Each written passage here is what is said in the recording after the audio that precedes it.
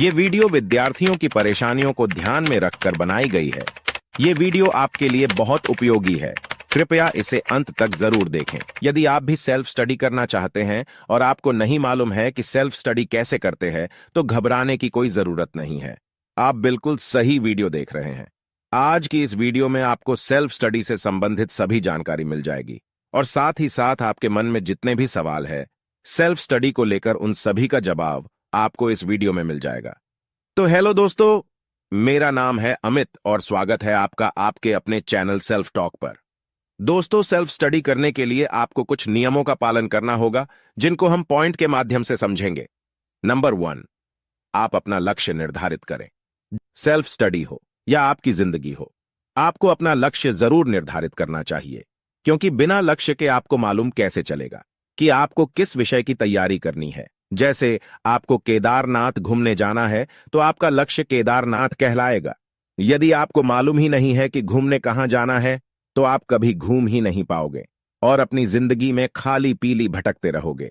इसलिए आपको अपना लक्ष्य जरूर बनाना चाहिए। नंबर 2, सब्जेक्ट या एग्जाम से जुड़ी सभी जानकारी को एकत्रित कर ले। चाहे आप 10th क्लास में हो, 12th क्लास में हो, या आप कॉलेज में हो, या आप MPPSC, UPSC, CRPF, SSC, JEE या किसी भी एग्जाम की तैयारी कर रहे हो या करने वाले हो, आपको इन विषयों का चुनाव करने के बाद इनसे जुड़ी सभी जानकारी इकट्ठा कर ले। जैसे स्टडी मटेरियल आपको कहां से मिलेगा, किस पब्लिशर की पुस्तक अच्छी है, एग्जाम कब होंगे, कैसे होंगे, उसमें किन किन चीजों की रिक्वायरमेंट्स है, इन सभी चीजों की जानकारी आपको जुटानी पड़ेगी। नंबर 3, पढ़ाई का शेड्यूल या प्लानिंग जरूर बनाएं। जी हां बच्चों, पढ़ाई का शेड्यूल बनाना बहुत ज्यादा जरूरी है, क्योंकि यही वो चीज है जो आपको बताएगी कि आपको कब क्या पढ़ना है, कैसे पढ़ना है, कितने समय के लिए पढ़ना है और उसका रिवीजन कब और कैसे करना है। ये सारी चीजें आपको आपकी प्लानिंग से मालूम होगी। और जरूरी बात याद रखें कि आपको प्लानिंग अपने दिमाग में नहीं करनी है, बल्कि आपको इसे लिख लेना है और अपनी नजरों के सामने रखना है। इसके लिए आप विजन बोर्ड का इस्तेमाल कर सकते हैं। नंबर 4, खुद को हमेशा अनुशासित रखें। यदि आप स्टूडेंट हैं, तो आपको सेल्फ डिसिप्लिन या स्वानुशासन रखना होगा, क्योंकि बच्चों, यदि आप डिसिप्लिन में नहीं रहेंगे तो आप अपनी पढ़ाई को कंटिन्यू नहीं रख पाएंगे। आपका मन आपको बार बार यहां से वहां भटकाता रहेगा और आप ठीक से पढ़ाई नहीं कर पाएंगे। इसलिए आपको डिसिप्लिन में रहना है और अपने प्लानिंग पर अमल करना है। नंबर 5, अब आप अपनी पढ़ाई को करना शुरू कर दें। जी हां बच्चों, लक्ष्य निर्धारित करने के बाद आपने अपनी पढ़ाई की जानकारी को जुटाया। उसके बाद आपने शेड्यूल बनाया कि आप कब, कैसे और कितने टाइम तक पढ़ेंगे। इसके बाद आप खुद को अनुशासित भी रख रहे हैं। तो अब आप पूरी तरह से तैयार है अपनी पढ़ाई करने के लिए। तो आपको मन लगाकर केवल अपनी पढ़ाई पर ध्यान देना है, जिससे बढ़िया रिजल्ट आप ला सको।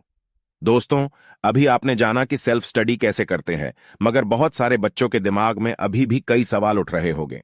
इसलिए उनमें से कुछ चुनिंदा सवालों के जवाब आज क्लियर कर देते हैं। तो चलिए बढ़ते हैं अब आपके सवालों की तरफ।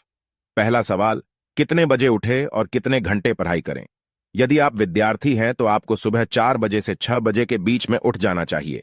इसका महत्वपूर्ण कारण यह है कि सुबह आपका दिमाग बहुत ज्यादा एक्टिव और एनर्जी से भरा होता है, जिससे कि आप जो भी पढ़ाते हैं वो आपको जल्दी समझ में आता है और जल्दी याद भी हो जाता है। अब बात करते हैं आपको कितने घंटे पढ़ना है। तो बच्चों, ये आप अपने हिसाब से निर्धारित कर सकते हैं। शुरुआत में आप धीरे धीरे पढ़ाई करना चालू करें। जैसे जैसे आपकी सिटिंग अच्छी होती जाएगी, तो आप खुद बाहर से 15 घंटे पढ़ने लगोगे। दूसरा सवाल, जो भी पढ़ाते हैं वो ज्यादा समय तक याद नहीं रहता, उसके लिए क्या करें? देखिए बच्चों, ये समस्या ऑलमोस्ट सभी लोगों को आती है। इसका मुख्य कारण है रिवीजन न करना। साथ ही साथ यदि आपको टॉपिक अच्छे से समझ नहीं आया है, तो भी आप चीजें भूल जाते हैं, तो इसका सॉल्यूशन यही है कि आप बार बार उस चीज का अभ्यास करें, रिवीजन करें, जिससे वो चीज आपके दिमाग में बैठ जाएगी। साथ ही साथ आप टॉपिक को कहानी बनाकर या उसको चित्रों या डायग्राम की मदद से पढ़ें। इससे आपको जल्दी और आसानी से चीजें याद हो जाएगी। तीसरा सवाल, बुक या पुस्तक की भाषा बहुत कठिन होती है, जिससे हमको समझने में प्रॉब्लम आती है। बच्चों, आज इंटरनेट का जमाना है और इसका इस्तेमाल आप अपनी पढ़ाई के लिए बहुत ही अच्छे तरीके से कर सकते हैं। जो भी टॉपिक आपको समझ नहीं आता है, उसे गूगल या यूट्यूब में सर्च करें और उसके नोट्स बना ले। साथ ही साथ बहुत सारे टीचर्स ऐसे हैं जो फ्री में आपको स्टडी कराते हैं। आप उनके माध्यम से भी चीजों को समझ सकते हैं। चौथा सवाल, पढ़ाई में मन नहीं लगता है और मन लगता भी है तो ज्यादा देर पढ़ाई नहीं कर पाते हैं। ऐसा इसलिए होता है क्योंकि आप जोश जोश में पहले ही दिन इतनी ज्यादा पढ़ाई कर लेते हो कि दूसरे दिन आपका मन यहां वहां भागने लगता है। बच्चों, इसका सिंपल फंडा यही है कि आप धीरे धीरे अपनी पढ़ाई की शुरुआत करें और बीच बीच में 10 से 15 मिनट का ब्रेक लेते रहे, जिससे कि आपका दिमाग फ्रेश हो जाएगा और आपका मन पढ़ाई में भी लगेगा। और सबसे जरूरी बात यह है कि आपको यहां वहां की बातों से बचना है और जितना हो सके अपनी पढ़ाई से जुड़ी बातें ही लोगों से करें, ताकि आपके दिमाग को सिग्नल मिलता रहे कि पढ़ाई आपके लिए बहुत इंपॉर्टेंट है।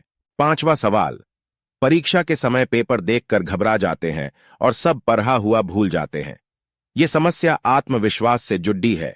ऐसा तभी होता है जब आपका आत्मविश्वास कमजोर हो या आपने तैयारी ठीक से नहीं करी हो। तो चिंता मत करें। आत्मविश्वास बढ़ाने के लिए आप रोज 15 से 20 मिनट मेडिटेशन करें और ज्यादा से ज्यादा ओल्ड पेपर सॉल्व करें, जिससे कि आपकी प्रैक्टिस के साथ साथ एग्जाम में लिखने का अनुभव भी मिलेगा और आपका आत्मविश्वास भी बढ़ेगा। तो बच्चों, उम्मीद करता हूं आपको इस वीडियो से जरूर मदद मिली होगी। यदि वीडियो अच्छी लगी है तो एक लाइक आप अपनी तरफ से मुझे दे सकते हैं। साथ ही साथ आपने अभी तक हमारे चैनल को सब्सक्राइब नहीं किया है तो जल्दी से इसे सब्सक्राइब करें। मैं मिलता हूं आपसे अगली वीडियो में। All the very best to your golden future. जय हिंद, जय भारत।